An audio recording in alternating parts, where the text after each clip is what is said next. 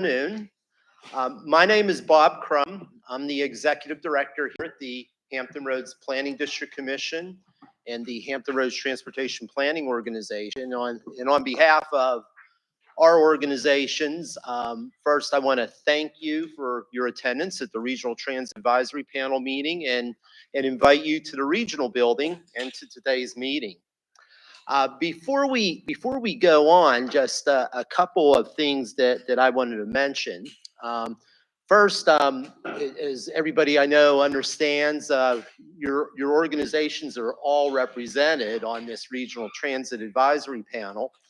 But as happens and organizations move on, sometimes faces change, etc. So we'll go around and we'll do a little bit of a round of introductions so everybody knows who's at the table and who is being represented in today's discussion. First, though, I just wanted to take a couple of quick minutes and provide a little bit of background information on the Regional Transit Advisory Panel that we call the RTAP. Our HRT friends will remember, and when the General Assembly took action a couple years ago to create the first dedicated transit funding source for Hampton Roads Transit in the Hampton Roads region. As part of the action taken to form that legislation, the Virginia General Assembly directed by Code of Virginia that our organization, the Hampton Roads Transportation Planning Organization, would convene a broad regional transit advisory panel representing a broad cross-section of the Hampton Roads community. Focusing on business representation, focusing on nonprofit representation. They even got into higher education, major shopping areas, and other representatives that would be helpful to provide input to create a true regional multimodal transportation system in the Hampton Roads region. And the RTAP, as we know it, has been at work now for about 3 years. This group started when they convened 3 years ago by forming a series of 7 work groups that really dive deeply into a number of transit issues in Hampton Roads. And many of those work groups met 3, 4, 5 times, and they came up with a report with some recommendations that we use as a bit of our compass in terms of, and you'll see some of these items coming forward on the agenda today, recommendations that the RTAP felt that the community could take to strengthen public transit for everyone in the Hampton Roads region. Many times the RTAP is, as you can see here, hey Gil, welcome. That's okay, that's okay. I know it's a bit confusing out there. A lot of times the RTAP's work is just as you're going to do today. It's this panel coming together to have important conversations about transit needs in Hampton Roads. But other times what this RTAP has shown is that you become an incredible advocacy group. The first advocacy this RTAP did was, Brian, I think for the first time, we took a number of people to the Virginia General Assembly, met with the Hampton Roads Caucus at 7:30 in the morning, spent 8 hours meeting with General Assembly members, all to say that, you know, transit matters in Hampton Roads, and we need a dedicated funding source to allow our transit partners to do the important work that they do. More locally, many of you participated in our local regional transit advocacy day where we went out and actually rode the bus routes, where we walked between bus stops, and where we ended up over at HRT and met with some federal representatives and state representatives again to make statements about how critical transit is to the Hampton Roads region. Just this past year, this group met with our housing work group to talk about the connection between affordable housing and public transportation. And another time this past year, you even participated with HRT and Suffolk Transit in WADA in a Transit Means Business forum and event that happened out in Suffolk. So this group has been incredibly active, and we just want to keep that momentum going. And I just need to pause. I can't thank you all enough for this continued involvement around this important topic for our region. So we're going to have a full agenda today, but before we jump in, what I'd like to do is just go around the room and we'll do some introductions. So real quick, when you press the button, when it turns red, you were on. Okay, so if you all could go around, Pavitra, I'll come your way to the left and we'll go around the room. Just Good afternoon, Pavitra Parthasarathi with the HRTPO. I'm Rob Case with the HRTPO. I'm Matthew Harrington with the HRTPO. Gary Harris, Managing Director, Center for Sustainable Communities, Project Manager, Ecologic Hampton Roads, also HRPDC Community Advisory Board. I'm with Paratransit Advisory Committee, as well as Centera for the Historic and Two Gas Group. I'm the board member and chair for the Transportation Committee for Legal and the Voters of Southampton Roads. Good morning. I'm Don Robertson with Isle of Wight County. Good morning, Gil Bland with the Urban League of Hampton Roads. Good afternoon. This is Sonia Gopal. I'm representing WHRO Emerging Leader Board. Hi, I'm Brian Smith with Hampton Roads Transit. Good afternoon, Amy Brazell, Hampton Roads Transit. Good afternoon, Ray Amoruso, Hampton Roads Transit. William Harrell, CEO of Hampton Roads Transit. Sandra Brandt with Step Up Incorporated. Hi, good afternoon. David Dees, Navy Region Mid-Atlantic, which is the umbrella organization for all 13 bases in the Mid-Atlantic region, but also all the ones here in Hampton Roads from the Navy side. Ellen Ruan, I'm a board member of the BBHA. Linda Carroll, Operations Supervisor for Hampton Roads Transit. Denise Johnson, HRT Tracks Chair. Monty Mason, William and Mary. Diane Kaufman, U.S. Senator Tim Kaine's Regional Director. Good afternoon. Kurt Kraus, President and CEO of Visit Norfolk and co-chair of the Coastal Virginia Tourism Alliance. Hey, good afternoon, everybody. Captain Josh Apposado, Commanding Officer, Naval Air Station Oceana. Good afternoon, Mark Perryman, President and CEO of the Norfolk Airport Authority. Afternoon, Rick Dwyer, Executive Director of the Hampton Roads Military and Federal Facilities Alliance. Bob McKenna from the Peninsula Chamber. Command Master Chief Mike Avalon, Soup Ship Newport News. Randy Buchanan, Quality Service Director, Soup Ship Newport News. I'm Julie Dixon with the Planning Council. Steve Zolas, Senior Services of Southeastern Virginia. John Paul, representing Thrive, the Chamber's Young Professional Board. I'm Emily Larimore, and I'm also representing Thrive. Good afternoon, Janetta Jacek, also representing Thrive, a young professional program of the Chamber. Laura Chalk, Executive Director of Virginia Beach Vision. Justin Nelson, Old Dominion University. Mary Kate Andrus, President and CEO of Civic. Stephanie Gorham, United Way of Southampton Roads. Todd Nichols, Deputy Director of the Hampton Roads Military and Federal Facilities Alliance. Quan McLaurin, HRPDC, HRTPO. Mark Duldig-Yatrovsky, Chair of the Community Advisory Committee, Advisory to HRTPO and HRPDC. Ben Green, City of Virginia Beach, and the Hampton Roads Gen Z Commission. Peter Shaw, retired Professor Emeritus of Business at Tallahassee Community College. And I'm representing Future of Hampton Roads. And the only reason I'm sitting here is because he told me to. Ms. McClellan. Andrea McClellan, Norfolk City Council. Very good. And we have a couple of partners out in the audience. Steve, would you mind? Tiffany Kavinsky, Director of Virginia Department of Rail and Public Transportation. Anyone else? Tracy Black, 633rd Air Base Wing Community Support Director. Sherry Nail, Intergovernmental Affairs Manager for the Airport. Greg Rothberg, HRPDC. Alan Corley, HRPDC. Angela A. Fontanza, Active District Planner, CDOT. Anyone else from the audience? All right, real quick introduction here. That's like her with the Atlantic Avenue Association. Fantastic. Well, first off, congratulations. I think that's the first time I've ever gone to completely around the room and the microphone worked every time. You performed that admirably. So thank you so much. Well, great turnout. Thank you. I think this continues to show how committed you are to this cause, but most importantly, how important transit is to our region and our economic success and the importance to all of our residents in the Hampton Roads region. So let's sort of go through and dispense with some upfront items first.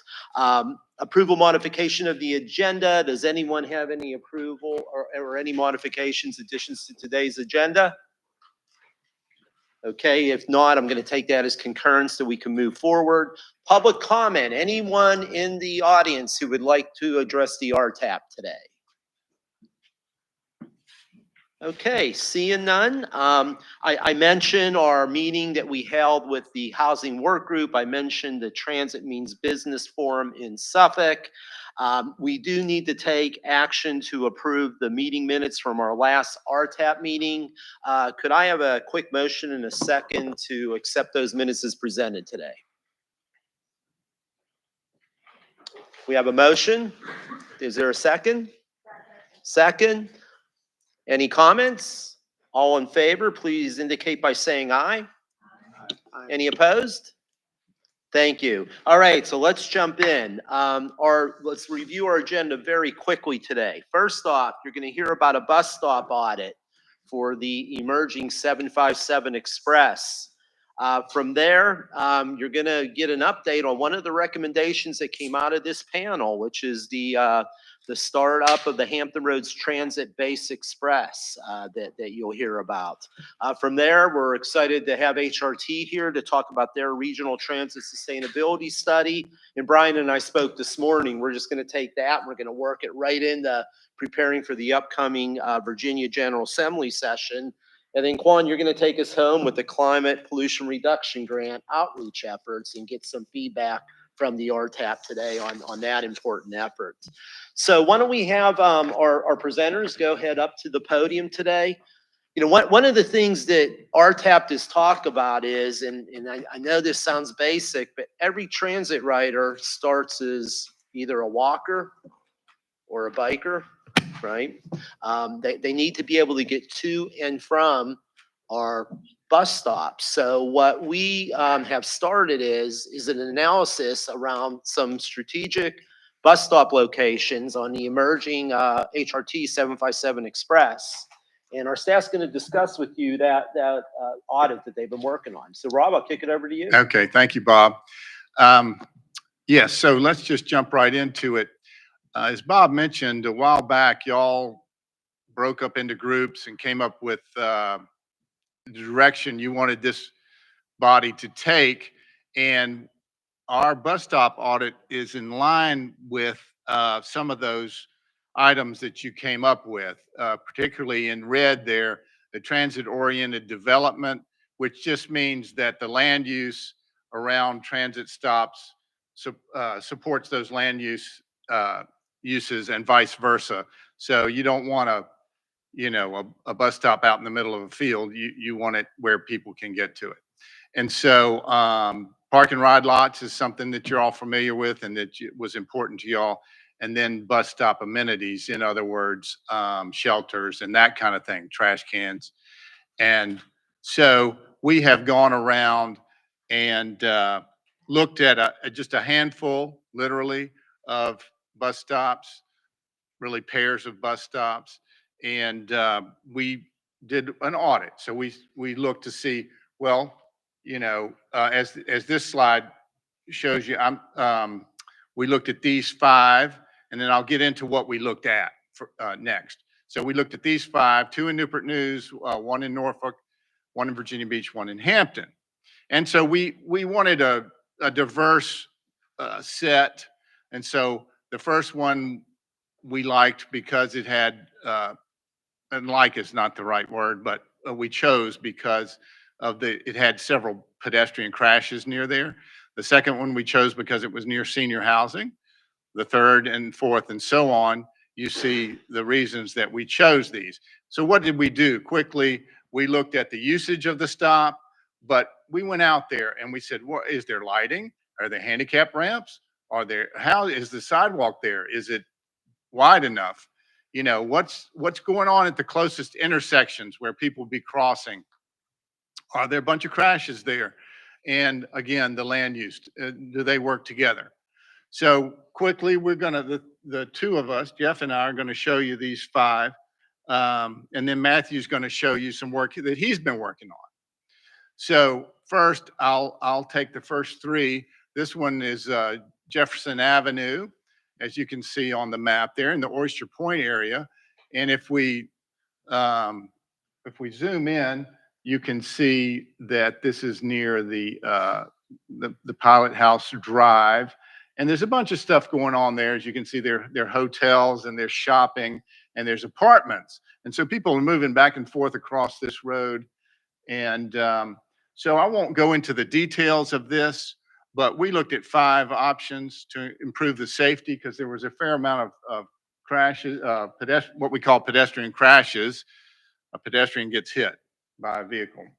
And so we looked at crosswalks and push buttons and that kind of thing, and even adding a traffic signal. And so these options has been forwarded to HRT and the city. And so the final thing on this first one was we saw an opportunity to, even though there are already apartments out there, an opportunity for more multifamily housing to make this system work well. So that's one of the things that I've noticed when I'm driving around. I'll see, oh, these apartments are sort of out in the middle of nowhere. You know, how, not that everybody in an apartment uses transit, but a lot of them do. And so you want the thing to work together. The second one is Granby Street, and that's in the Ward's Corner area. And you can see here near Suburban Parkway, if you're familiar with that, they lie, well, no, sorry. I need to go back. Backwards. Marquet, can we go backwards?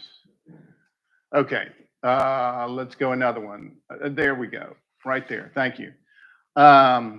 So the bus stops are circled in red here. And then we looked at the 2 intersections on either side. The orange one is Maycox Avenue and the blue one is Suburban Parkway. And we just came up with some recommendations of what to do. Actually, it looks pretty good out there. And I won't get into the weeds there, but research has shown that actually you don't want crosswalks where there's no signal. Apparently, it gives the pedestrians a false sense of security and can lead to more crashes, ironically. So we mentioned that in here. But most of these nearby intersections are signalized, so that's not an issue. And then third, this is in, I believe still in Newport News, not too far from Hampton, but it's 25th and 26th Street where they're a one-way pair, the east end of Newport News. And we chose it because, as you can see in orange circles, there's a library and an arts center there. Otherwise, it's just in this neighborhood. And so we noted that there was no amenities at at the stops, but fortunately unfortunately, it's not on the list for shelters. HRT can tell you they've been adding a lot of shelters around Hampton Roads. And so maybe we can get something like that out there. And then we gave 2 options for consideration, the multifamily housing opportunity, and then actually moving these bus stops to be closer to the Arts Center. Now, having said that, there are reasons beyond my ability as to where bus stops are. There are all kinds of safety considerations and things like that. So they're not just randomly, and you can't just move them just because you feel like it. But that was our recommendation to consider. And then I'll turn it over to Jeff. He'll talk about Military Highway and I can't remember the fifth one, but we'll find out. It's Coliseum Central in Hampton. The military highway stop not too far from this building location, just south of the intersection of Indian River Road. You have on the southbound, no amenities. Northbound has the standard shelter. But what interested us and highlighted this for the highlight, the study was a new large apartment complex was being started in 2023, and seeing how that would impact the choice in shelter location. So you see the two stops are somewhat offset. The southbound stop much closer to the intersection of Indian River Road. The northbound stop closer to at a signalized intersection with Mark Crossing. And the key recommendation of saying that we should consider a second bus stop or moving the southbound stop back to where you have the signalized crossing, as well as now the new apartment complex, so that these services line up much better.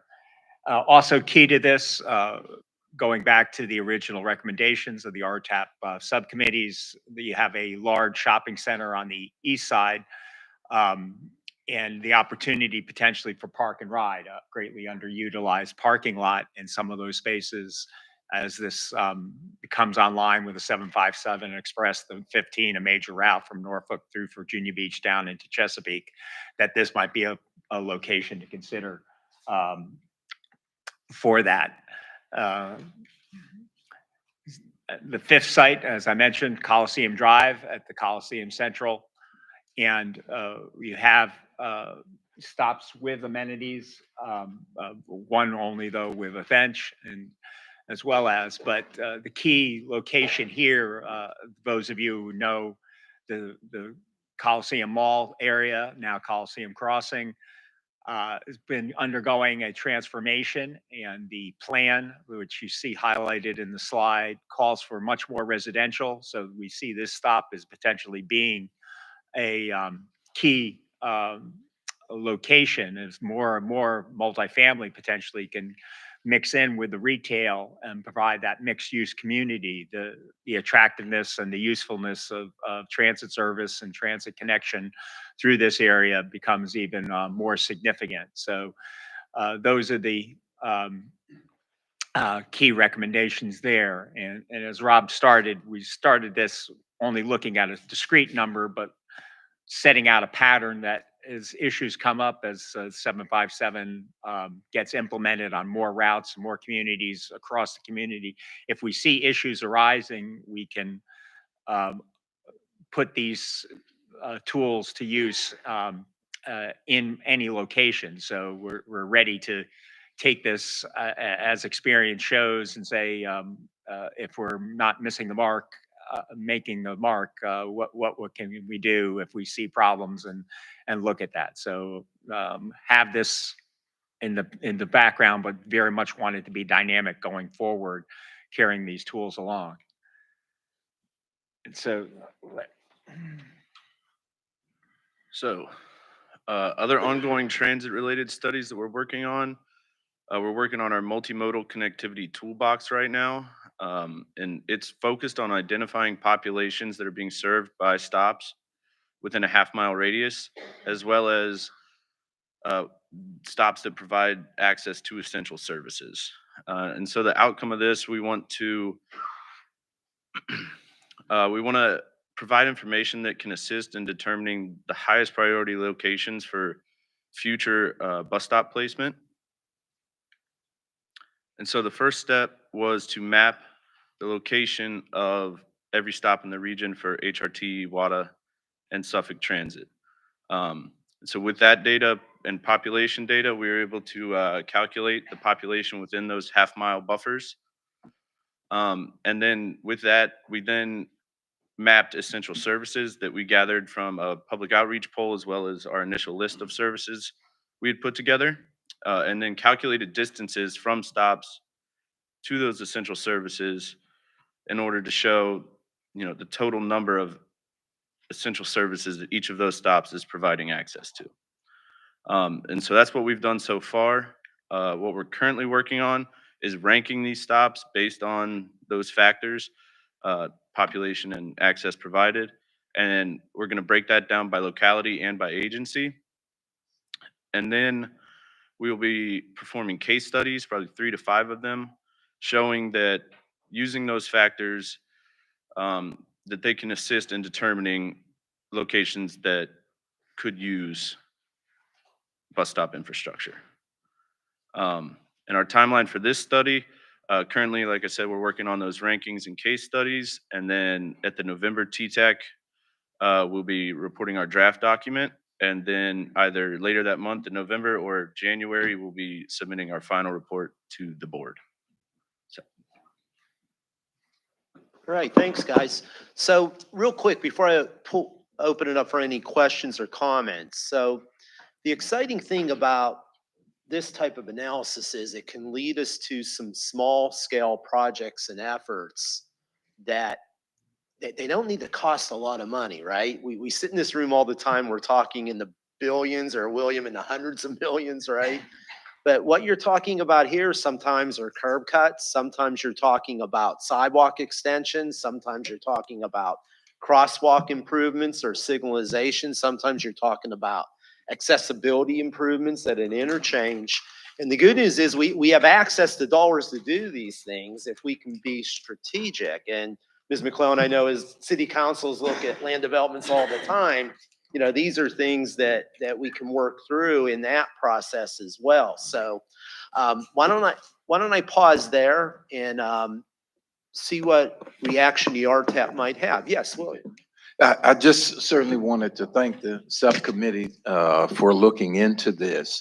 Most citizens don't realize that, we have to work through our member cities to place shelters. We can't put up a bench or anything without the authorization of our various cities. So I think heightening this issue and the planning that's occurring will certainly help emphasize the importance of properly placing shelters. And, I fully understand the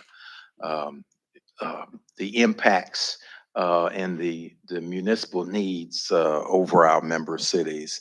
And clearly, transportation and transit is really important. So I just want to emphasize the importance of this and the fact that we look forward to partnering with cities who put in the sidewalks. We may put the base of the shelter in, but the cities have to, again, authorize, but also put in the adjacent capital improvements. So it truly is a partnership. Yes, and to stress that what we're talking about here is not work that HRT or Water or Suffolk Transit would do. This would fall on the locality as we plan our communities. But it does hopefully heighten awareness as we all think about accessibility to these stops. Any other comments, reactions, maybe personal experiences that you all may have? Yes, Gary. Yeah, quickly here. When you did your 5-stop audit, did you look at it through a lens of risk management or risk assessment, and in terms of accessibility, i.e. under all conditions? If I have a flooding condition, or if there's a heavy storm condition, et cetera, there, how does that rob us from being accessible to that particular site? Was that looked at all? To be honest with you, no, we didn't think about storm events and that kind of thing. Rob. Here, take mine. They're badass. Okay, there I go. No, we didn't think about storm events. We were just looking more at a typical day, out there. Steve. Yeah. First, thank you very much for doing this, representing seniors across the county area. I just wonder if there isn't a standard that's set when you're doing someplace like the suburban house or other places that are high volume, older adults, to make sure when these locations are determined and accessibility is there, that full consideration is for folks who might be in a walker, who might be a little slower, who have to be protected from the weather. Things like that, if that's just in the mix, I'd appreciate that. Thank you. Thanks, Steve. Ms. McClellan? Were were the ridership numbers considered as you looked at these stops? Because that's an important piece of the puzzle. You know, if there's greater demand, you would think there should be more amenities. Right. Yes, we did. We did look at the ridership and took that into account. Might be helpful when you report out next what that ridership actually looks like. I Mhm. think that would give folks an idea of what we're seeing. Right. Yeah. We've got those figures, but we condensed it for this audience. That was my number. My second comment is, as a also a commissioner for HRT, recognizing where we put stops and amenities, typically you want those to be on public property. And if there's no public property and you identify a great spot, it doesn't always work. Right. Or the ability to have, there might be a sidewalk there, but adjacent to the sidewalk is private property, so you can't put a shelter. So there's a lot to be considered. I think I want to think about the art of the possible, right? But at the same time, also understanding some of the limitations that we've got ourselves into. I'm thinking of on Granby Street, we put a shelter in, and it, because of the public property, it was an awkward for wheelchairs to go around. Because of that, but it's a balancing act. So I'll ask my HRT people if I said that correctly. So Councilwoman McClellan's correct. There's a lot of factors that go into bus stop shelter and passenger amenity placements. We have 3 types of shelters: a standard one that can fully accommodate a wheelchair under the shelter along with a bench. And then because cities such as Norfolk have older sidewalks and infrastructure, sometimes the sidewalks are very, very narrow. The key thing we need to be sure of is that the ADA, the American with Disability ramp on the bus, can deploy. If you have a skinny sidewalk with a shelter on it, you may not be able to get the ramp down to allow a person in a wheelchair to come down.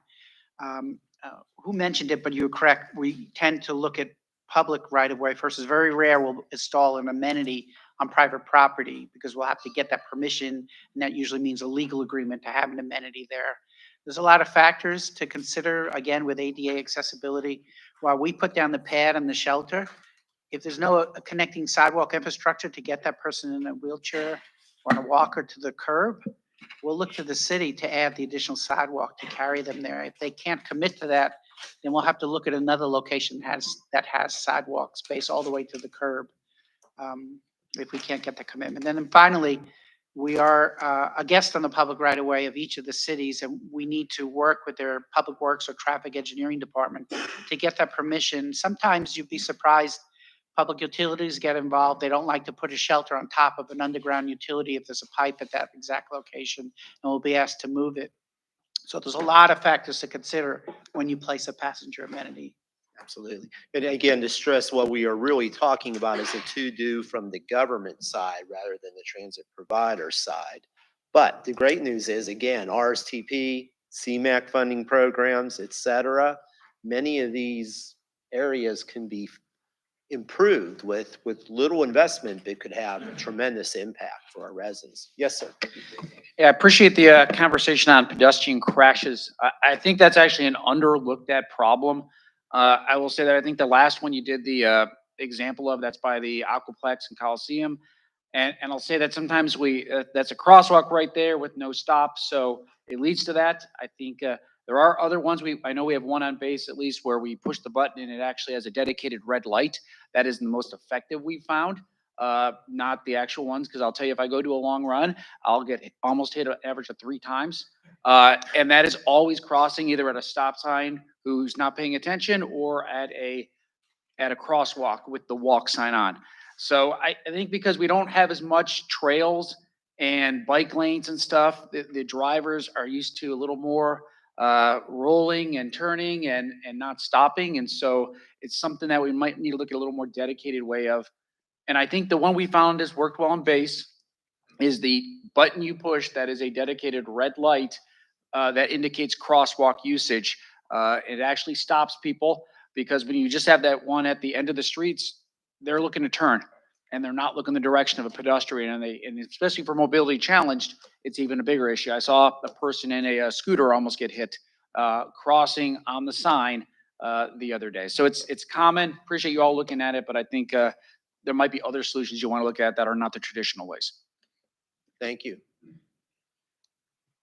Anyone else before we move on? So the one thing I'll maybe conclude this item with is, maybe an opportunity to think about. So we're at this exciting point as HRT continues to roll out the 757 Express, about a dozen backbone routes that they're working towards. That's the vision, all with 15-minute service intervals.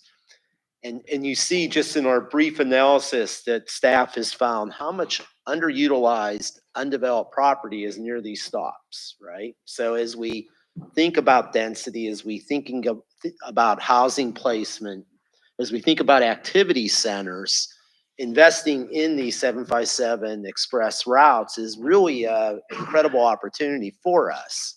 And what we want to do with this analysis is just remind our localities, as we work with all you as partners, that making certain that we're pedestrian friendly, bicycle friendly is going to be important in those environs. Yes, Mark.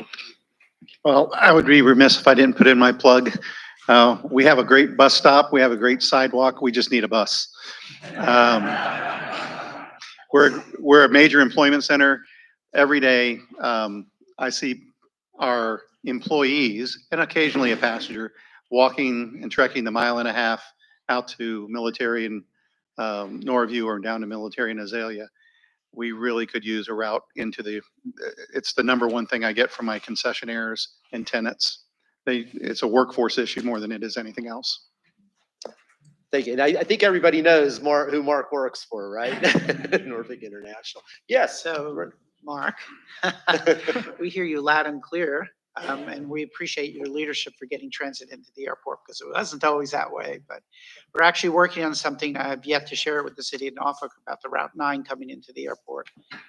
So it won't be too long. And that could be something if support is needed from this panel. Mark, I know that's something we've talked about a number of times. I know you and William have talked about it, and I know HRT would love to get there. So. And I think that's really the importance of this group, because again, in order for that to happen, we have to talk to the city of Norfolk. They have to sign off on that. We don't have, the autonomy to just say, hey, that's a great location. So cities approve what's within their geographic boundary. So having the support of a group like this certainly goes a long way in taking that case to the city council. Thank you. And I know we have great friends from DRPT, including in the audience. Hi, Tiffany. But Tiffany, maybe it'd be interesting to explore a pilot from our airport. Wait, Mark, I saw you, the microphone light up right away. I just remind everyone, we're a regional asset. I think we should be looked at regionally as well as within the city of Norfolk. And I understand that, I got that from Rick West myself, that we should be, let's look at the asset as a regional asset, bringing employees to a regional asset like we have, so. Fantastic. Thank you. Okay, well, I hate to stop this conversation, but we do have some other items to move on to. So this next item really came out of this group. The Regional Transit Advisory Panel is one of your ideas. And Amy, really appreciate you being here to give us an update on the Base Express. Absolutely. Good afternoon. Again, my name is Amy Brizz. I'm the Director of Contracted Services with HRT. I oversee all of our contracted services. And this is what happens when you're on a vacation day and you try to update your slides. You forget what day it is. It becomes September 0. All right. Just quickly, we do have 2 routes on Naval Station Norfolk. We have the blue route, which stays within the confines of the base, and we have the gold route, which comes out to the exchange area. This service is coming up on, we're finishing our 2nd year already. I know it's hard to believe, Steve. We're starting year 3 in about a month and a half. So very successful so far. I'm going to get into some numbers with you. So far, as of the end of August, we've seen almost 81,000 rides. At the end of September, we are around 86,000 passengers moved so far on Naval Station Norfolk. Again, we started on December 5th. We did a soft opening around the middle of November.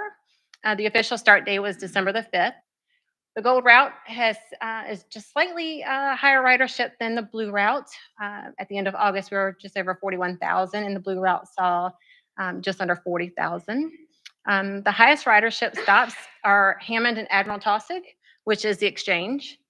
Gilbert and First, which is the first stop once you come on base, and Gilbert and Bacon was the third highest route. This is for both routes. You can definitely see when the ships come in. We see that spike in ridership, but we've seen a positive trend overall throughout the entire time. We did have some issues. For those of you who have been on Naval Station Norfolk, cellular service is not the best on the base, so we have some issues with the onboard system. So we did switch over to manual accounts just because they're more reliable. So we did go through all of our numbers and update those with the manual accounts. This is the Gold Route. This one operates Monday through Friday from 6 a.m. to 6 p.m. It runs every 30 minutes. And then Saturday and Sunday service from 9 a.m. to 6 p.m. This is the one that comes off onto the exchange. And again, this is a positive trend on the ridership numbers. This is just a breakdown of that one route. Then we've got the Blue Route. This is Monday through Friday only. This does not have weekend service. This one does serve the Pier area. So this is Monday through Friday, 6 to 6, every 15 minutes. Like I said, no weekend service. And we've also seen a positive trend on this particular route. This project was funded through a 3-year TRIP grant. Like I said, we're about to start that 3rd year now, and we had the local match from the RTS funds. This service has been very successful. We had a goal of 26,000 passengers. As I mentioned in the opening, we're around the 86,000 passenger mark at this point, and we still have 1 more year to go. We have had several requests for expansion of the service. We'll revisit that a little later to see what the future of this service looks like. And we've had great feedback from the riders so far. So everybody's been excited about the service that they've had on the base, and we hope to continue it. I think that's the end. Fantastic. Thank you, Amy. Ray? If Amy doesn't mind, I'll add, because we talked about it. We've had a conversation with Department of Rail and Public Transportation, not you, Tiffany, but others. You can apply for up to 5 years of TRIP funding. We were excited when we applied for this grant for 3 years, but they said, go ahead and submit for another 2 years of funding. They'll probably look upon this very favorably. It'll score well in the rating criteria. So it is our intent, the applications are due February 1, that we'll be asking for another 2 years of funding under the Transit Ridership Incentive Program. Just wanted to share that. Yes, our military partners. Well, Captain Dees here. I was the CEO when when I begged you all for this. So thank you first. Or maybe I was the EXO at the time. But I think it's also important that the numbers have shown one of the big things we were really trying to get after, which was testing. Does mass transit to the base even work? Because if we didn't have that point of delivery, it didn't matter. So I think as you look at expanding basic, not Base Express, but the Express line, 757 Express, and you bring more into the base, this becomes that crucial end of the line, actually getting the people to where they work. So thank you for that. I think we're also seeing that it does work, and that's just really with that internal audience. That is, we connect more, not just to the airport, but to other locations as well. That we can be successful with that model. So thank you again, and it's great to see those results. Yeah, thank you. Appreciate your leadership on this. Any other comments? Gary? Yeah, quickly here. So what's the real secret to the sauce here? Is the driver extra friendly? Is the van sleek? Is it a comfortable ride? Is it the frequency and such? Is it where it stops? What's the real tangible outcomes here that we can adapt into something else, like a last mile ride somewhere? Yes. All that. All that. Well, it's all that, but I think we did a lot of work figuring out our population and where do they want to go and where do they need to go. So the place that either you see the most dropped off is the exchange, but it's also kind of our transit point. You can almost look at like your transit center.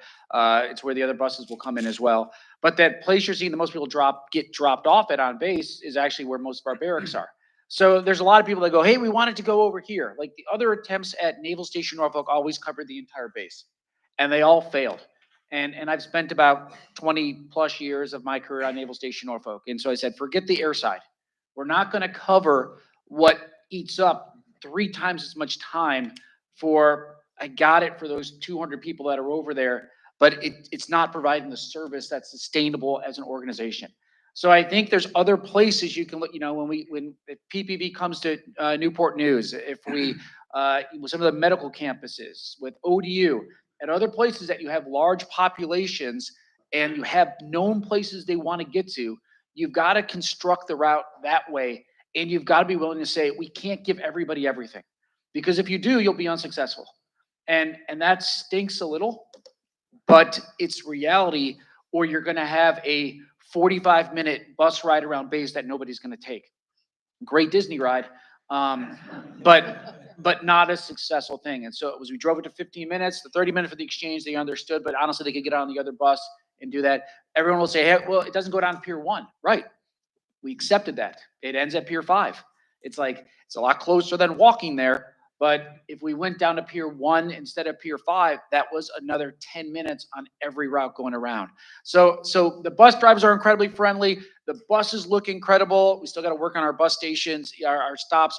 But the biggest one is that we made hard decisions on the front side to be successful. Because if you don't make that, then you're probably going to end up with something for everyone, but it's not really meeting anyone's need. So can I summarize by saying frequency is more important than coverage? Yes. That's a transit general. That's a hard thing as an elected official. My constituents want everybody to have service, but when everybody has service, nobody uses it because it's an hour long between stops. So that is a real big issue, and that's one thing. As you all are talking with your localities where you reside and where you have sway, recognize that you need to make that push to the elected officials, because it's a lot easier for us to say that, somebody's grandma's got to stop a block away from their house. But then when you lose all these riders, I think that translates to Gary's question. That is the secret sauce of effective transit. And could I say, if I may, one more item? And sometimes I like to not put HRT in this position, so I'll say it. The other secret sauce is HRT had the dedicated funding to do it, right? They can replicate this throughout the region in all these other activity centers. Any activity center can be replicated if they have this type of dedicated funding. Yes, sir. And the one other thing is that based upon this and looking at kind of these studies, we're also adjusting the footprint of where do we look at putting sailors in the future. So great idea. You want to put a new PPV, public partner private ship, partnership, BOQ, unaccompanied housing, places where people live, way on the air side.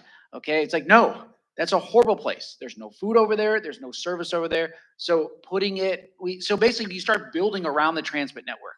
You build what you have and then you build the rest of it, instead of allowing someone to create a new nexus for you that you've got to then figure out how to provide service for. So there is a little bit of dedicated city management that we did with this, with follow-on things that are occurring on the installation too, that surprisingly, if they go in, if we get the funding for them, they're going to go in inside of the footprint that this already services.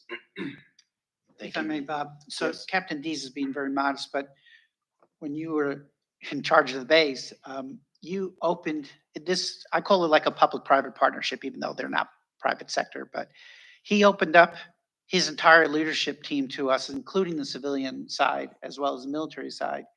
And I can't emphasize how much when you have a vested stakeholder like Captain Dees and a public agency comes in with their rules and regulations and policies and federal requirements, he listened carefully, but he helped us structure that route. So when you have a partner that's really vested and not just saying, HRT, give us something that works for a circulator or route, you know your base, your people know your base. I remember we worked over a year coming to regular meetings before we came up with what we came up with.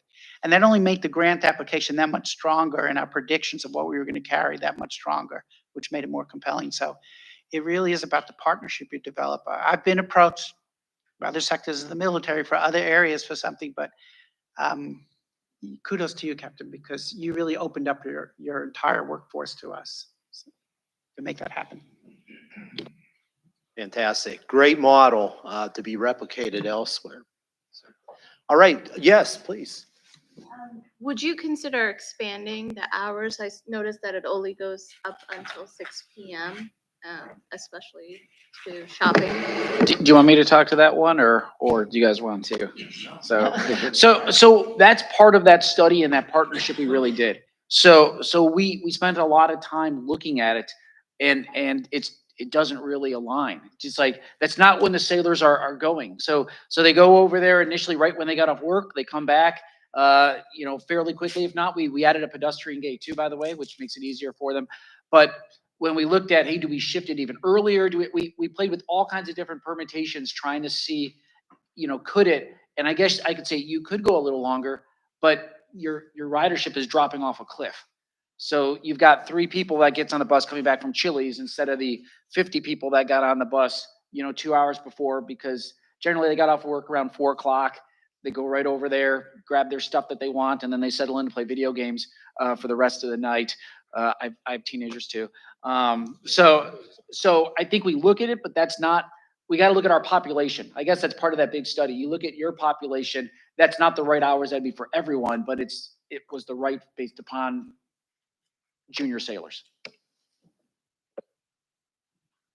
Yes, please. Hi, I'm not sure if this question is out of place, but do these routes, the blue and gold routes, connect with the fixed routes outside of the base? So when people want to shop and come back on base, the prices in the commissary are cheaper and they would like to take advantage of them.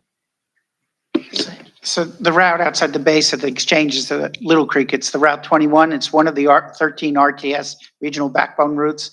So it's going to be one of the next ones that get 15-minute frequencies from 5 a.m. till midnight, 7 days a week. So, and the 21 is a workhorse for Norfolk because it connects along Little Creek all the way across to several routes that come north and south, the 3 and the 1 I'm thinking of right away. So, and we worked it so that the frequency matches up with the 21 arrival point. So it's a seamless integration from a passenger experience. Great question. Thank you. Okay, so the next 2 items we're going to combine a bit, right? So Brian's going to talk about the regional transit sustainability study, but then Brian, I think that's going to lead us into, here comes the General Assembly and how can we best be advocating on behalf of our region? Yep. Thank you, Bob. Good afternoon, everyone. It's great to be with you today. And so I'm going to share briefly on what you see here, the Regional Transit Sustainability Study, which is an important effort that's getting underway now and is targeted to be wrapped up prior to the 2026 General Assembly session. But we have some more near-term needs perhaps in upcoming in 2025. I only have 4 slides total, but as you see from my title slide, Amy, I did not go on vacation. So I have the whole date there. It's September 30th. Just want to note that. I also just want to say how much I appreciate the opportunity to share again briefly, but to be in this room, because even hearing the conversation and hearing the introductions and going around the table, I mean, just the amount of influence and impact that all of you are making in your respective areas around the region, but then to come together and to be focused particularly on the importance of public transportation for Hampton Roads is just, is sort of overwhelming and greatly appreciated. And I'd like to stay kind of in that space because that's what this study is about. It's about, as has been mentioned with the airport as an example, the airport is a regional asset. Naval Station Norfolk and the other military and federal facilities around the region, these are regional assets. And I can tell you, we're passionate about doing the things that have been discussed already, as the Navy-based circulator, the 757 Express program.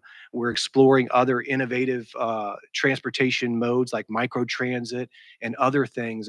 So we're very passionate about, connecting people in a variety of different ways as efficiently and effectively as we can.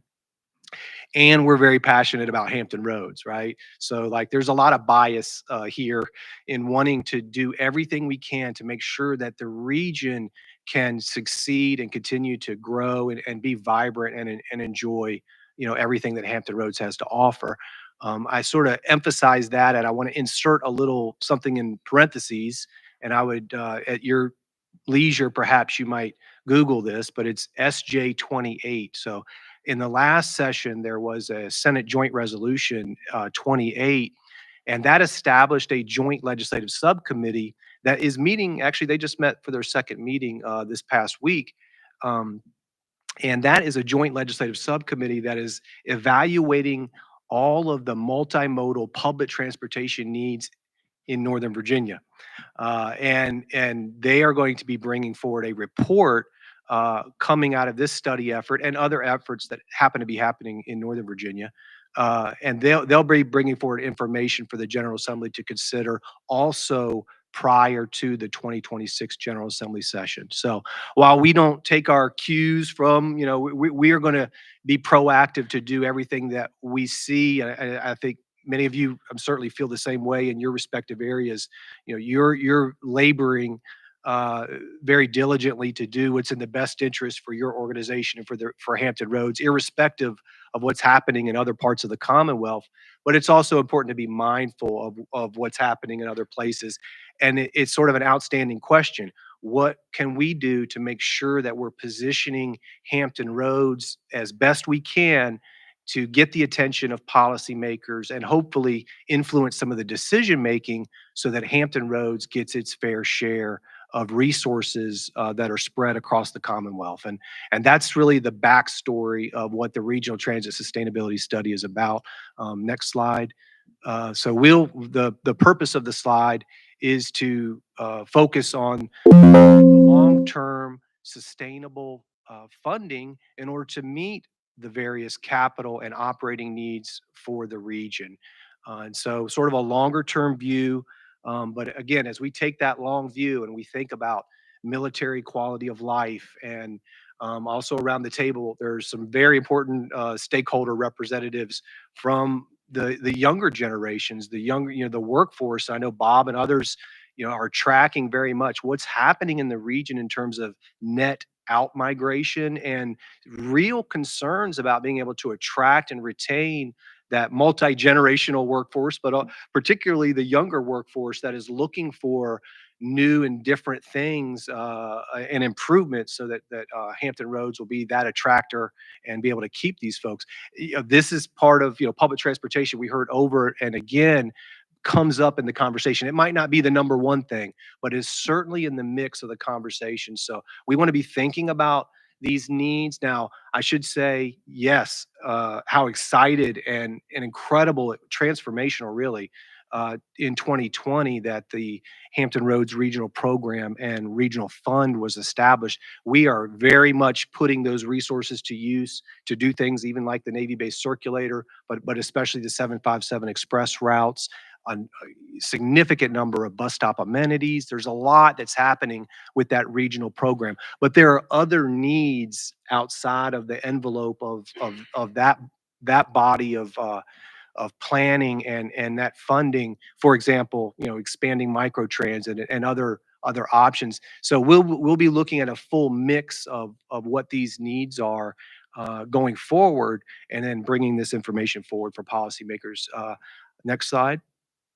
I think this touches on goals that are also reflected in your package. So I won't read over each of these, but again, just reemphasizing, I kind of bring it up to that regional perspective. We really want to be making sure that we're doing everything we can to make the case for Hampton Roads and how multimodal, reliable transit is part of the solution for regional success. And so next slide. principles that are guiding this study. And again, this will unfold over the next several months and a final report to be issued prior to the 2026 General Assembly session. But we really just want to make that case how important Hampton Roads is to Virginia, and then transit is certainly important for the success of Hampton Roads.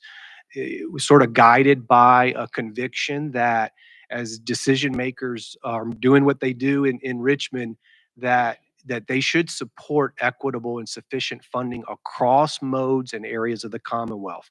I kind of insert something parenthetically again, and we're actually evaluating, sort of looking at data even now.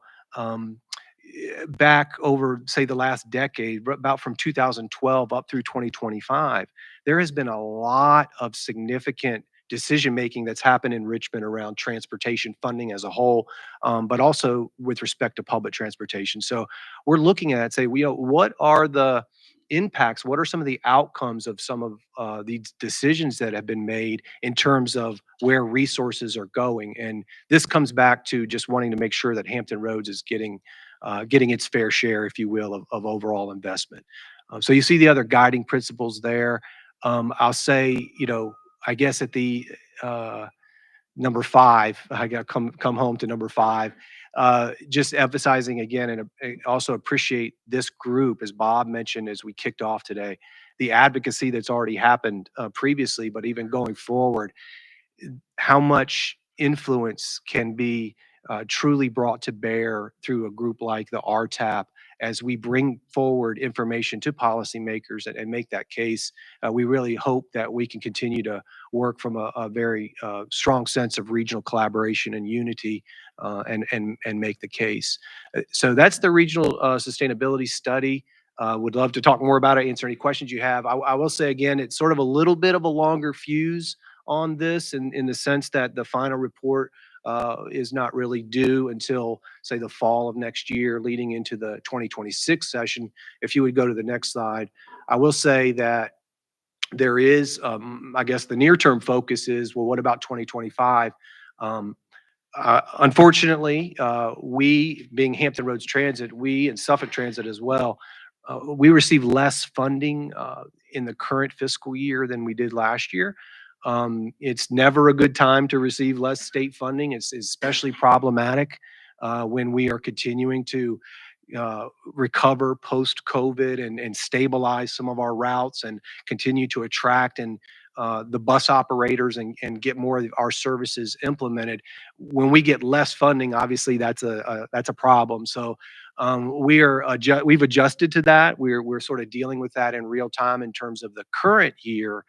But there's very much a risk that this would happen again next year. So this is not just a concern that I'm sharing with you today on behalf of HRT and the region. It's something that's also being discussed. We've been having conversations with other transit stakeholders across the state throughout the summer. And so it's an evolving dialogue. You see here that there's a reference to a potential budget amendment. Maybe there's that. There could be some other specific items. It's a little bit early to say exactly what, but as we go into the 2025 session, we do see a need to do something that would mitigate the possibility that we would see decreased funding again next year. It's problematic, and so we want to make sure that we're proactive in addressing that. Bob? Thank you, Brian. So before I open it up for discussion and conversation, just wanted to give everybody a quick heads up.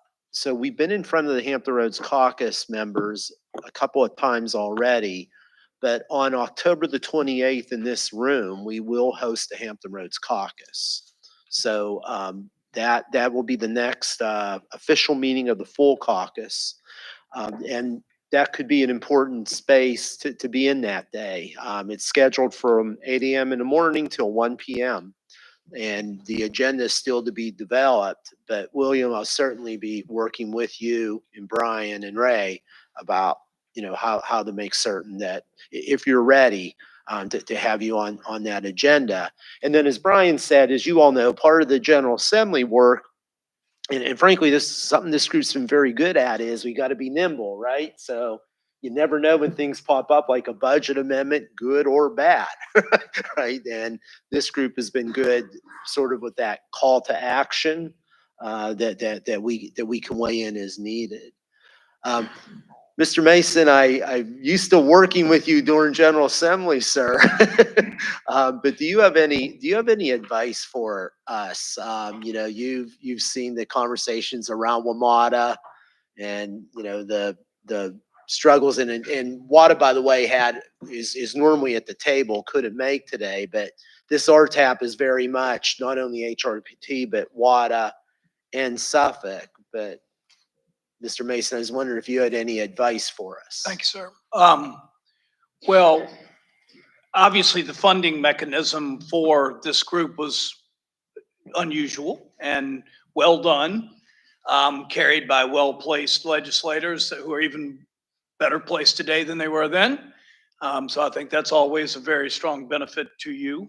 I would like to understand a little bit more the reduction in funding in this budget, and what the thought process is for the mid biennium budget correction.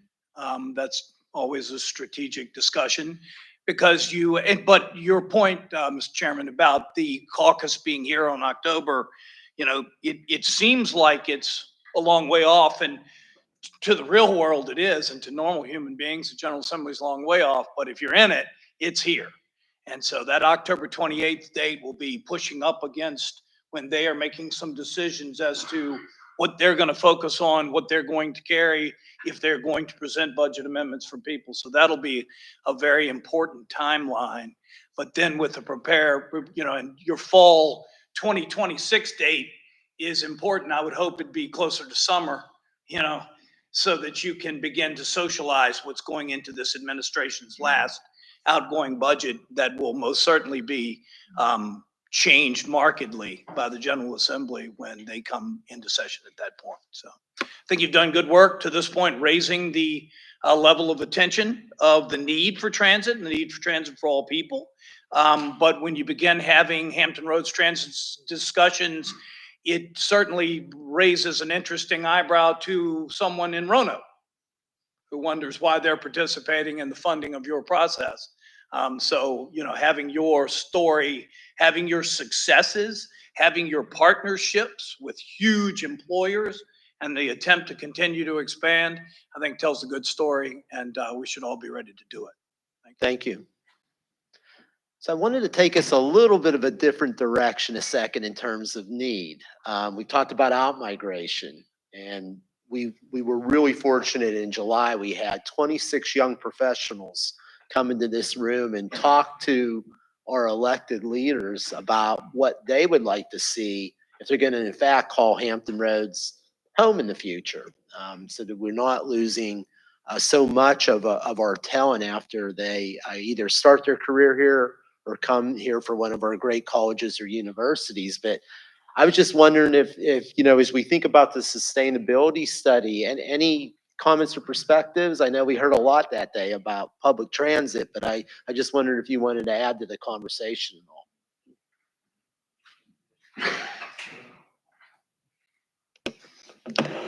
Well, first and foremost, I just wanted to say thank you yet again to everyone in the room for allowing the young professionals between Thrive and the Gen Z Commission here today to be part of the conversation and just kind of express some of the opinions that were brought up during that July meeting. That seems so long ago now, but it's been wonderful to hear really what's going on with HRT in some different capacities and, base access, things that young professionals who are not in the military don't see. So that's fantastic.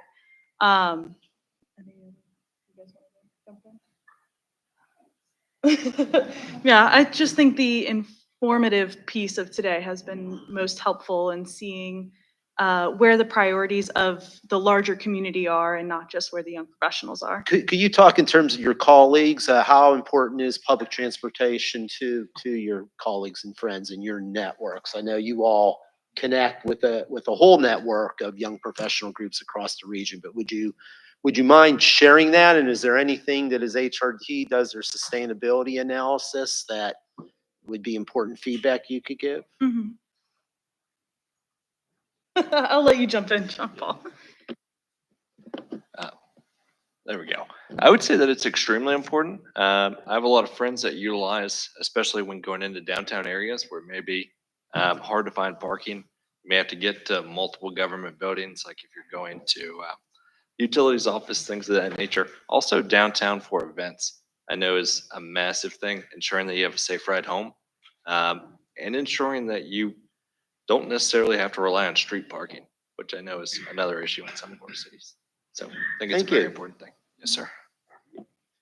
Any thoughts or comments as we head to General Assembly? I'm thinking we're going to need another RTAP meeting before General Assembly. Looking to Brian and William, I'm thinking that might be in that, November timeframe.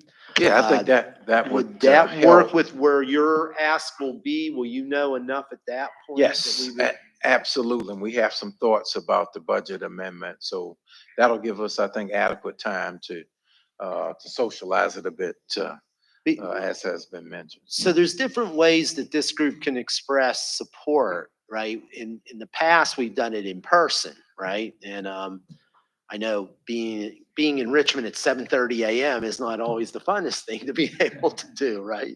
But I see all your faces there there, and I want to thank you. You've always done that, and you've always showed up to advocate. But the other thing is if our three transit systems, HRT and WADA and Suffolk, see some things coming this General Assembly session, Brian, William, we could think about this, but maybe we try a different approach. You're sitting here, we have about 50 different organizations represented here, and for us all to, Gary, you call it the Transit Army, right? That's what you've called it, right? For all of us to agree on a proclamation or a piece of correspondence and affix all of our logos and all of our signatures on that could be, could be a nice statement to make as a region in support of our three transit agencies. So those are some things for us just to keep in mind as we proceed over the coming months and what that advocacy might look like this year. Yes, Kurt. If I may, to think about 2026, and I know that seems a little far off, but to my colleague to the right, it's right around the corner. 2026 will be the 250th anniversary of this country. 2026 will be Sail 250, where we will have 60 ships, 41 tall ships coming into Norfolk's Harbor. We will need a workforce. We will need a transportation network to accommodate that. And oh, by the way, in 2026 is this thing called the FIFA World Cup, where you will have millions of people coming to the United States, staying for a week or two at a time, traveling from Atlanta to Philly to New York and Boston. So the network needs to be considered, but it's also a workforce attraction thing. And as our out-migration is happening, we need to turn that around. And we just need to consider what that network needs to look like for the summer of 26, which means it needs to be addressed for this General Assembly, because the money in this General Assembly starts July 1 of 2025 through that time frame. We can't wait to the next General Assembly to try to solve this if that's the direction that we want to go in. Just wanted to point it out. Great points, Kurt. Kurt, can you talk about any efforts that you anticipate underway related to those events in terms of advocacy this General Assembly session? I know about them, but I thought it might be good for the group to hear. There is money that has been allocated from the General Assembly, but it's only for programming and restoration of historic sites. There is no money been allocated anywhere for promoting Virginia as being the place to come visit. So it's going to be incumbent upon us as our region, if we want to try to attract people coming off of 95 or 81 or through the airport, we need to come together to figure out a good marketing plan.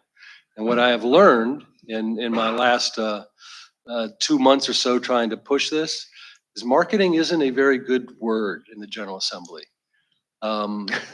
We don't show results from that marketing effort, which is our fault for the marketers that do that. So we need to have the right measures on the path that we take along the way, as well as what we're projecting afterwards. But As I talk about the opportunity for an economic development standpoint or a workforce standpoint, people begin to listen.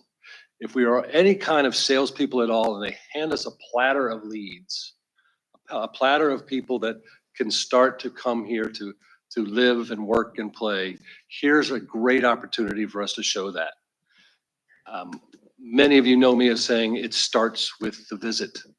No matter you're on pleasure, you're on business, you're coming to a meeting, if you like that experience, if you like that brewery in Norfolk, and you want to come back and come back again, you will, but it's the experience. It starts with a visit.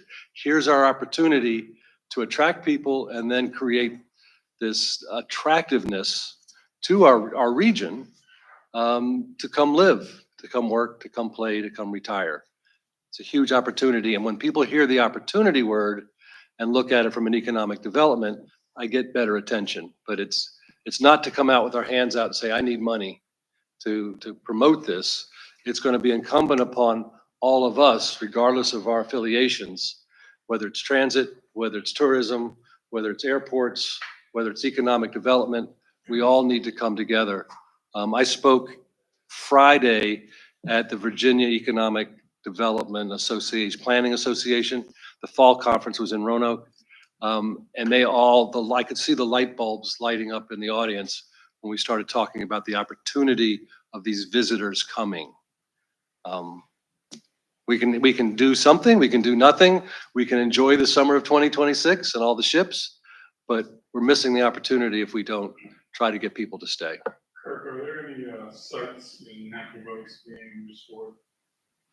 Not that I know of. I've not seen that list from VA 250. Cheryl Wilson is the one that's responsible for that. They are not the best at sharing information, to be perfectly honest. And we, as you know, Gil, we have many sites that are worthy of that restoration. I would think Fort Monroe might be a. Without a doubt. interesting step. Without a doubt. Remember, regions. Same with Southampton and Nat Turner's area. And there are people doing some things with that I'm aware of. Ms. McClellan, did you? Yeah, Kirk, thank you. I hadn't, sadly, we've not talked about this at the council level about what additional resources we should put into our budget. We should be. Are we working with HRT? William, is that being addressed in terms of what additional service we need for transit standpoint? I have not been involved in that, but it won't take long for us to shift a few gears And there. remember, we're also have this big construction project near the Amtrak station. Right. Maybe. I have something to say about it, but it's supposed to go forward. So that's going to take out a lot of parking that would be utilized for that area. So thank you for, I don't think this is, I haven't seen this on anybody's radar, and it's really make or break the experience. We can talk. It's been made by these young people. We can talk. It's one of those things, it's down the road. We'll get there when we get there, but the opportunity is now to plan for it. And William's been great with everything that our conversations have been. Talk to him about the opportunity and people move. What is it called? The Sequicentennial?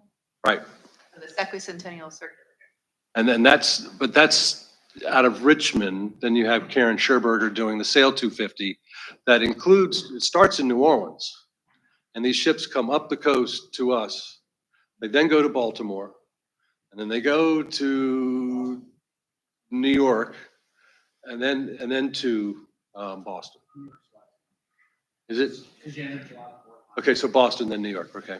But they're not doing Philadelphia. So maybe something even between Amtrak from Richmond here. I mean, there's a regional, beyond mega region play, I guess is my point. as Right. well. Yes. That could be interesting that this group could advocate for it. I hadn't connected the dots until you said that, so thank you.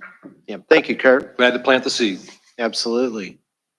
Any other comments before we move on to our last item? Steve, it looked like you were almost going to buzz in there a couple times. It's been partially answered. Is there specific messaging that when we go meet with our representatives that we can add to our list of here's the 3 or 4 things we want to see accomplished? And that would help me and my team at least be able to advocate strongly. Absolutely. I'll work with William and his team to have those 2 or 3 points, and we've always tried to develop those talking points for you all. So as we get down to the General Assembly and we start to turn towards the coming months, we'll have those talking points so that it's a consistent message. Okay? Okay, again, hate to cut off the conversation, but I do want to let Quan some time to talk about our climate pollution reduction grant and some important outreach related to that CPRG program. So Quan, I appreciate you jumping in and pinch hitting for Whitney today. Thanks. Uh, Good afternoon, everyone. My name is Quan McLaurin with the HRPDC, HRTPO. As Mr. Crum already mentioned, I'm not Whitney, but I will do my best to stand in for her this afternoon. I'm talking to you today about the Climate Pollution Reduction Grant. This is a grant that we applied for and received planning funds for in 2023. These funds are a part of the Inflation Reduction Act, and they are meant to help regions create a region-wide climate action plan to reduce greenhouse gases. As a reminder and just a refresher for all of us in the room, greenhouse gases are those gases that get stuck in our atmosphere and can keep the heat enclosed into our atmosphere and kind of impact our climate, impact our natural trends, and intensify those. So while we here in Hampton Roads, you'll be happy to know as part of our actually state of transportation and a report that Mr. Keith Nichols provides from the HRTPO, we actually have relatively good air for our metropolitan region, but we can always improve, right? And with what we're seeing with climate, it's important that we continue to research and look at ways that we can adapt and prepare for the future.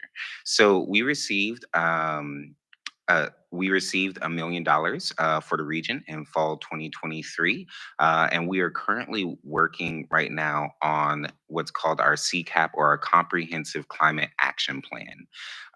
That is going to be due December 1st, 2025.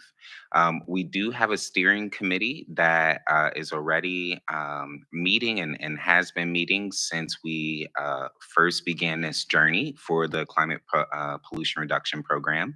And they consist of stakeholders from all of our different localities represented. Let me see if this will work. As you can see, this is our entire Hampton Roads region. And then we also even have a bit of North Carolina as a part of our application region. So this is an inventory that was part of our PCAP, or the first stage of this grant process, where it shows an inventory for our region of where we're looking at the highest emission sources, or where they're coming from. So you can see there we have energy, transportation, and waste. One of the reasons we wanted to make sure that we brought the CPRG here to you today as members of the RTAP is, as you can see, transportation is a big portion of our emission sources. And specifically, as we've been talking here earlier in the room about improving ridership for our local transit, making it more accessible, that also works in tandem with reducing CO2 emissions when we have more people out of single occupancy vehicles. So improving our ridership for our local transit actually helps our environment as well. As you can see there, that light duty vehicle, a lot of that has to do with our single occupancy vehicles that are out on the road. So these are some of the different these are the different sectors that we're looking at for our greenhouse gas reductions. We're looking at energy, we're looking at transportation, We're looking at our ports. As you know, that's a big part of our region. And we're looking at carbon removal and then waste and wastewater. And then there you can also see some of those different measures that are associated with those sectors. Right now, our stakeholders in our steering committees are working on the actions that will help achieve those different associated measures. For example, with energy, looking at weatherization and energy efficiency for municipal, commercial, residential buildings to reduce energy use and also make buildings more energy efficient. For our Hampton Roads application, three of the big focus areas that came up out of our PCAP were EV charging, looking at electric vehicle adoption, building electrical vehicle network. You hear from a lot of people that they're afraid maybe to adopt an EV because of the lack of accessibility to a network. This is something that we see nationwide taking place, are the build out of these EV networks to make that adoption or that transition easier for the general population. LED street lights, again, reducing energy usage as well as light pollution and environmental impacts on our ecosystem and our animals. And then bike and ped trails. So yes, it's great for us as we get out and we get healthy and we take a more multimodal approach, but it also helps with carbon sequestration and making sure that we have more of our greenery, so to speak, to capture that carbon. So we're part of a Virginia. We did apply for a Virginia multi-region application with that focus again on energy efficient buildings and the expansion of energy efficient programs. So while we didn't win implementation funds from the CPRG, we do still have those planning funds, and that's what we're working on. The plan that we're working on can be used as a foundation for all of our member jurisdictions to build upon for future. They'll have a lot of that data there already for their use. And as many of us suspect, with the Inflation Reduction Act and potential subsequent legislation to come down and funding, there will be more opportunities to build upon this work. It should be noted that Virginia did win implementation funds. So while we as a region didn't, it's still a win when our state got some implementation funds. So looking at our next steps, right now our team is working on having a more detailed inventory and looking at those different sectors in a more granular level. We're working also on outreach. I've gotten a chance to meet with some of our different locality leaders that have maybe a higher concentration of environmental justice burden, and speaking to them about the different factors that contribute to that, the different outreach and engagement efforts that we can do to connect with the communities and understand what concerns our community members have as it relates to greenhouse gases and a regional climate action plan. And again, we're collecting more just data for that plan.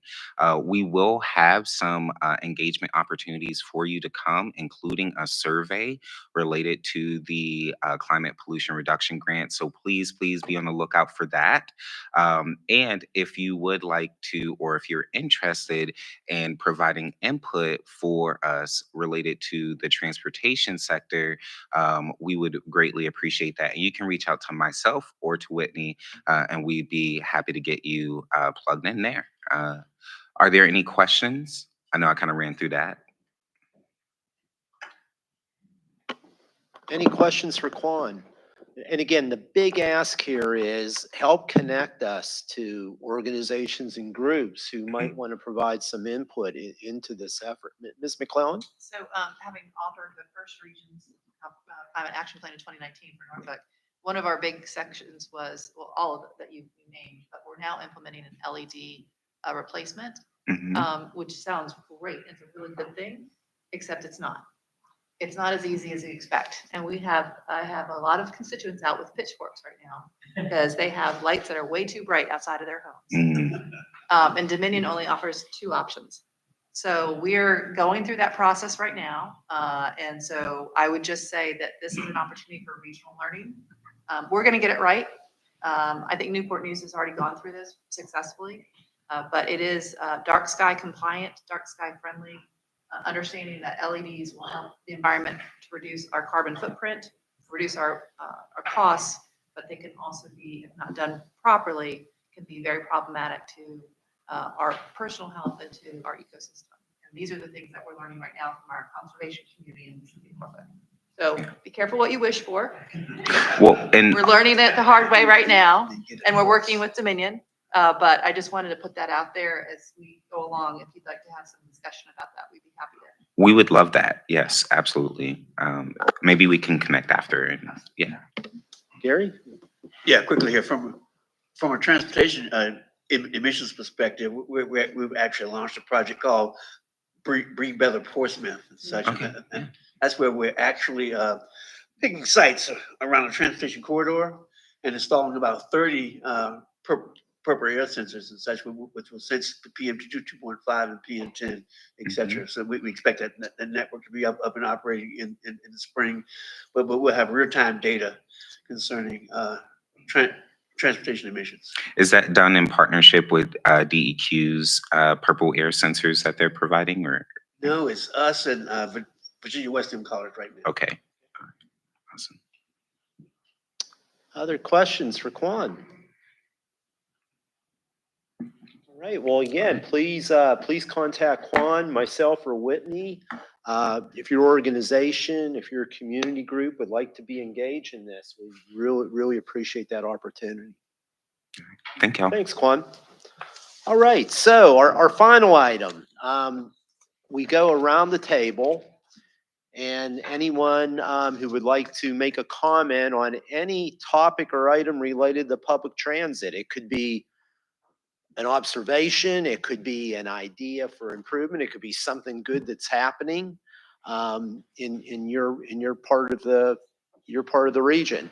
I'll start off, and then I'm going to come to my left and go around the table. But I should have mentioned this at the beginning. But thank you all for your patience today. You probably noticed we have a little parking lot project happening out front. So our parking lot was pretty busted up. It's the original parking lot from the about 1990, and we had to do a replacement. So we were going to have a hard time affording that. So DEQ, Department of Environmental Quality, gave us a grant, and we are creating a sustainable parking lot example, a living example for the Hampton Roads region. So out front here, and this will be done by the end of the year, we're going to have porous pavement, which means that the water will soak in. We'll have a biodetention basin. So when the water soaks in, it's going to make its way and the solids will be filtered out. We're going to use panels that have been developed by Ohio State University. We will be the first in Virginia to use these panels, which will take the sediment out of the stormwater. Ms. McClellan, you've taught me well. We're going to have electric vehicle charging, right?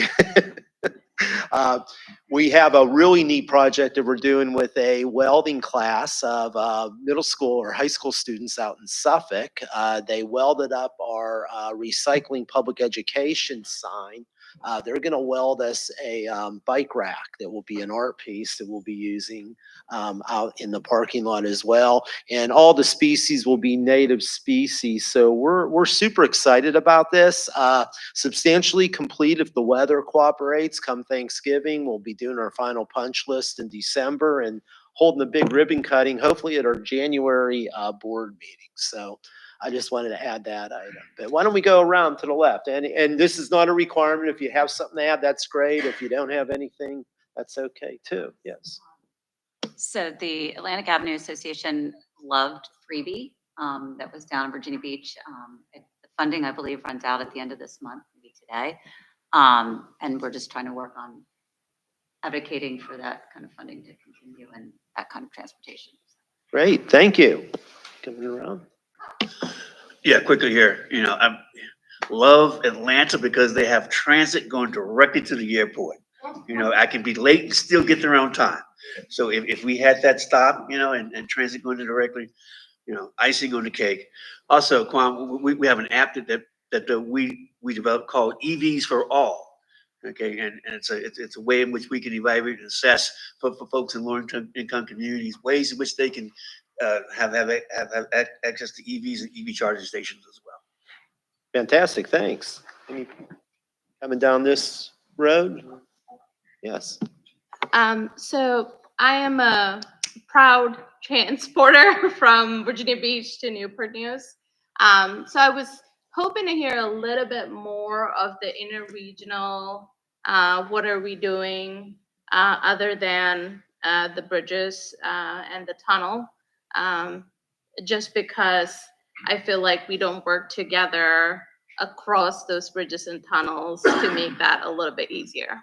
So thank you. And what we can do is queue that up for a future agenda. So one of the things we're super excited about when this board, when the boards we work for approve the express lanes network through the HRBT, the buses will ride for free in the express lanes, right? So for the first time, what that's going to do is guarantee buses a 55-mile-an-hour trip the whole way from the south, the peninsula to the south side, from town center around.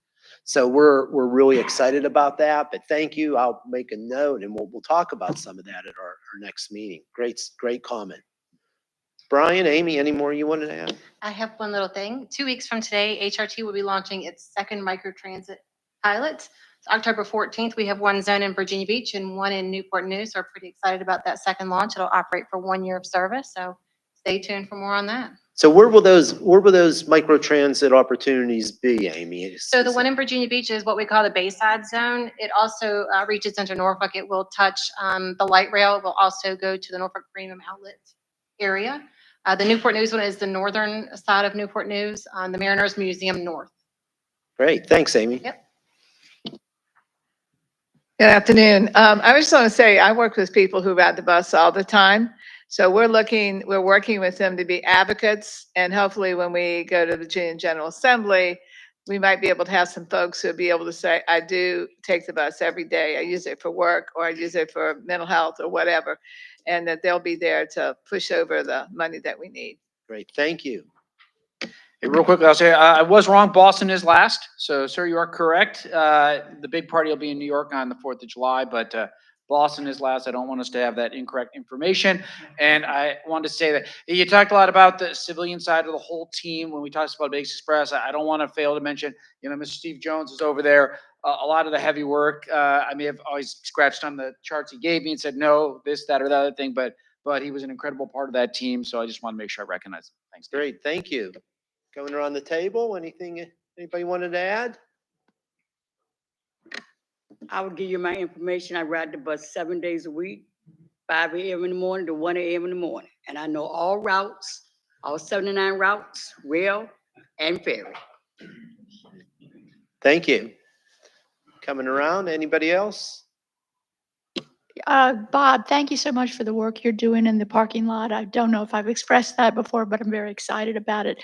I'd be remiss if I didn't. I should have asked this 2 presentations ago, but Brian or anyone, why was the budget cut for transportation in this world where there's been so much incoming funding for transportation? Yeah, there's not. In 10 seconds or less. Sure, 'Cause that's I good. know There's a multitude of factors. I would say if DRPT was maybe presenting, in fact, we had DRPT as a guest just this past week at our commission. They presented to our full commission in a work session, as well as one of our advisory committees on this very topic of state transit funding.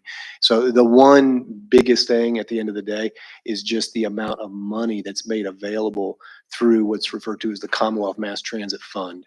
And so one might say that the level of funding that is in this Commonwealth Mass Transit Fund is sort of getting back to quote unquote historically normal levels, where in the last few years we have seen some one-time revenues that have been made available that have helped support that.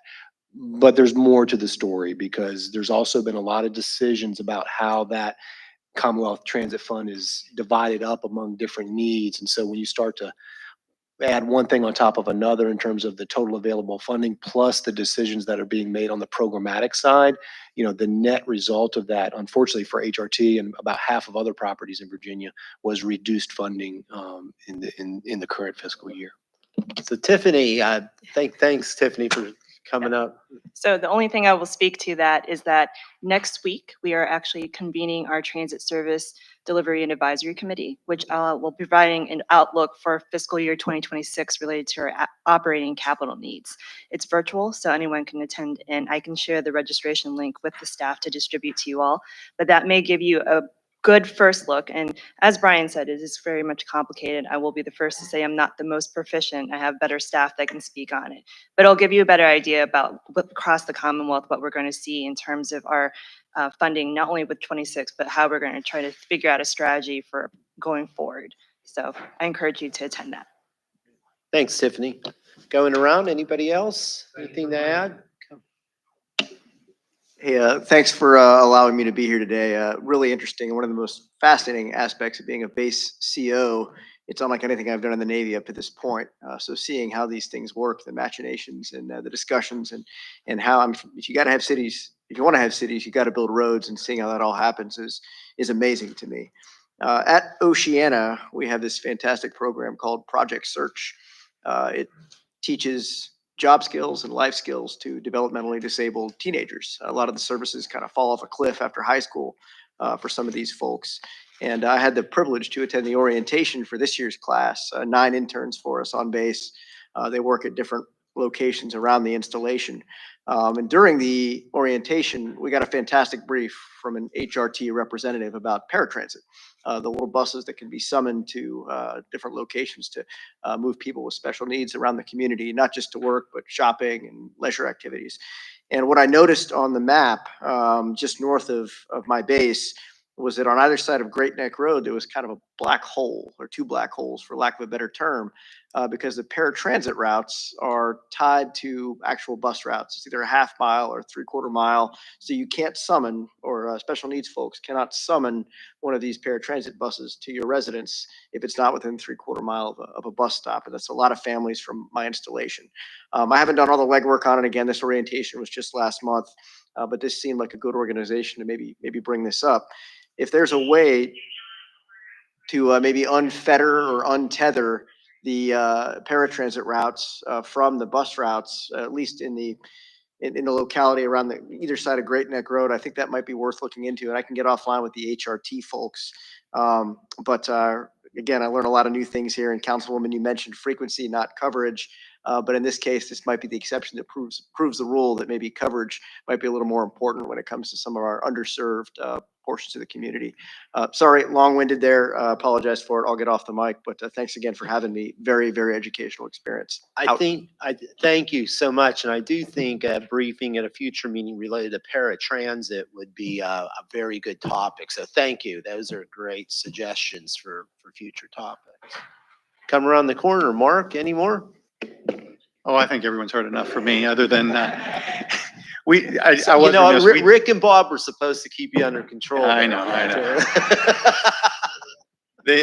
We did have a pilot to the airport many years ago that got pulled.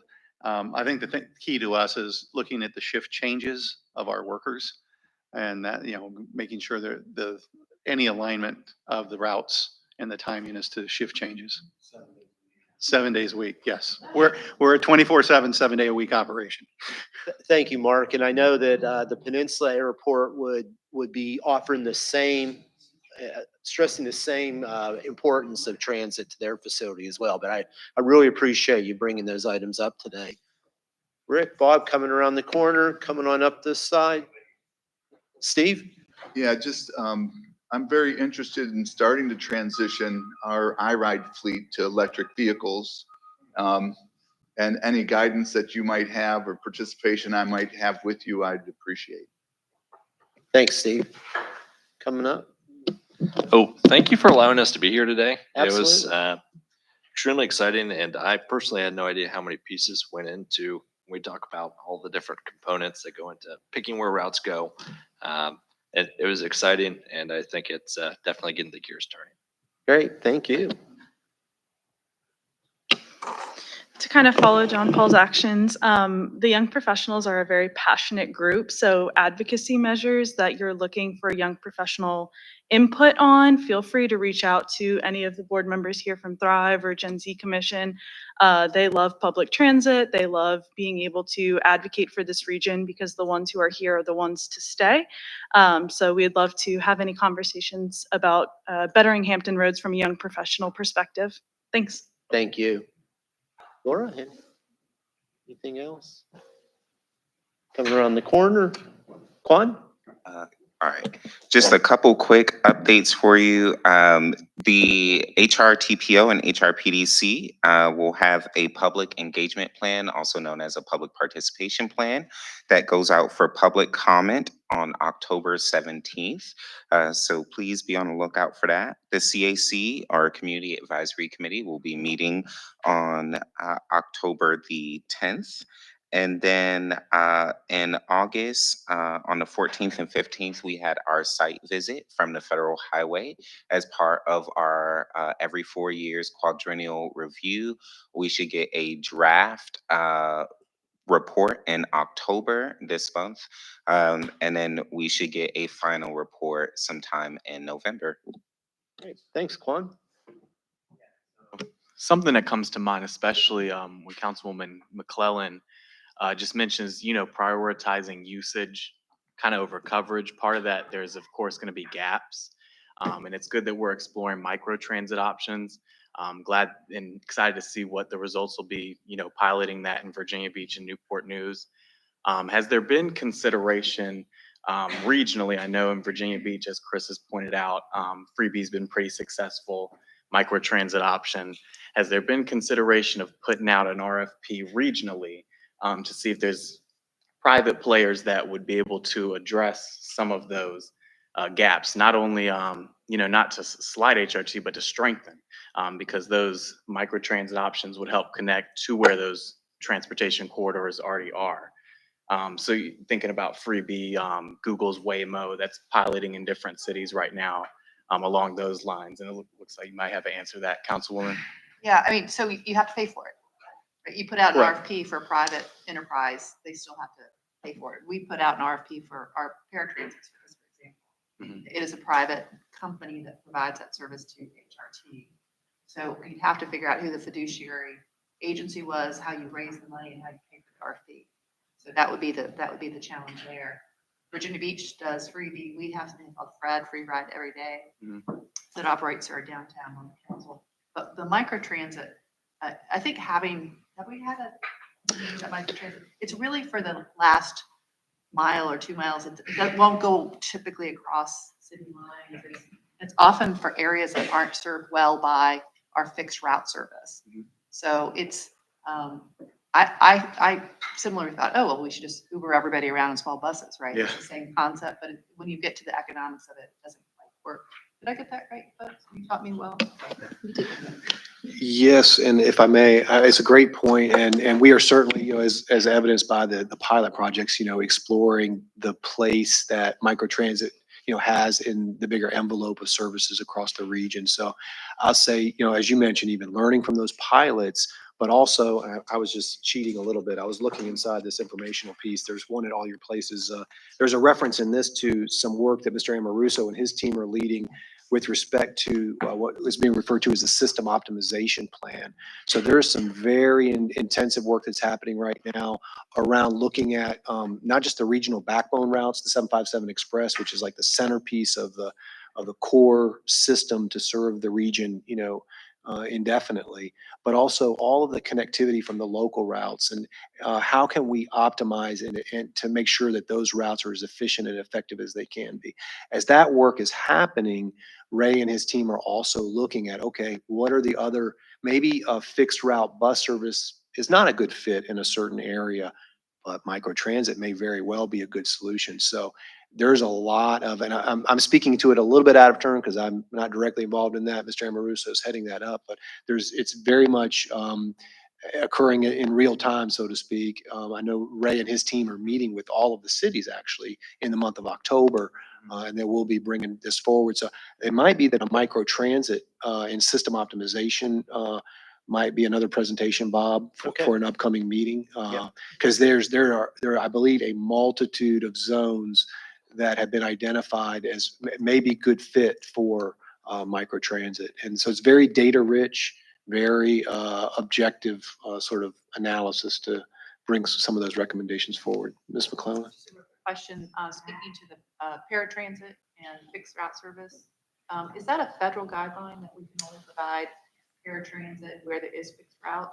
It is federally mandated. And if I may, I also just want to put a little caveat in. Now, Amy leads these services, so she should probably do the talking. But I think part of it too is it is a very costly mode. And sometimes there is a lot of focus on that. I would put out there too, it's not that we have to do these services, that we get to do these services. Like these are vital services that many of our loved ones or constituents or neighbors need. And so it is, I'd say it's a privilege. It is a costly privilege. And we do follow the federally mandated framework for that though. So it is within that 3/4 mile service area. It doesn't mean that services could not be provided in other areas, but we have certainly, historically, we have always made sure that we stuck with that envelope, because as painful as it is, for any customer, and where unfortunately someone is excluded because they live across the street from an area, we worked on case by case basis where we can find ways to accommodate, especially when it's really on the margins there. So it'd be great to talk more offline about what we could do in this particular situation that was mentioned. But we do follow the federal guidelines with respect to that. Another comment? It's a comment and a question. It's same go around. I'm not sure to whom I would address this to, but does the military allow us to have a PR presence so that we can let, since this is a highly transit area, for the newcomers coming in to be aware of these routes? Or can we put a packet together so the new families coming in could be aware of these services?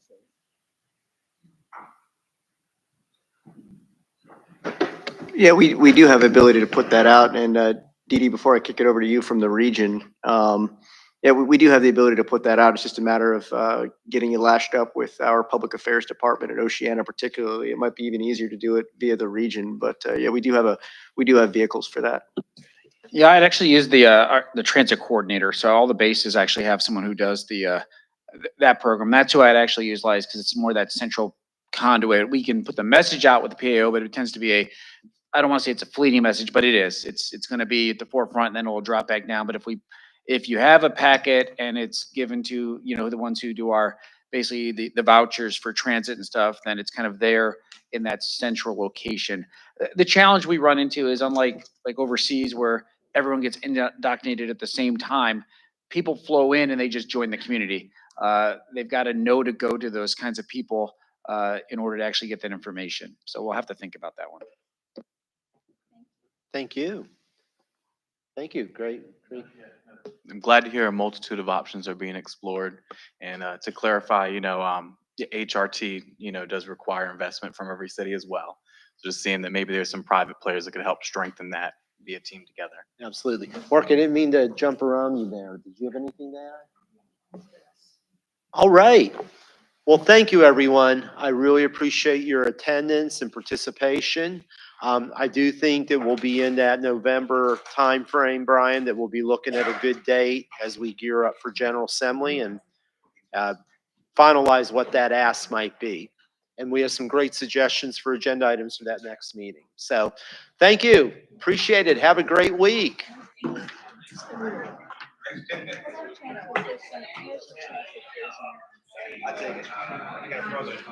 Well, I mean, we have very